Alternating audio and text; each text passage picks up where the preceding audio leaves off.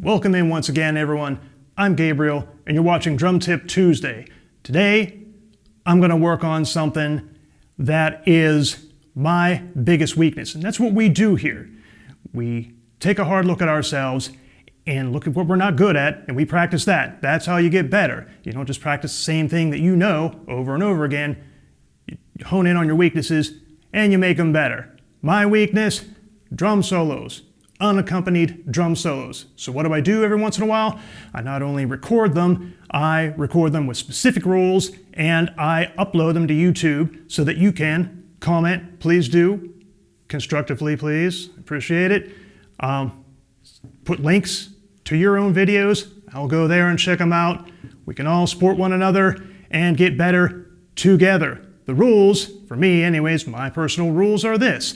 I just walk up to the drums, I have all the stuff going, and I just hit record and I go.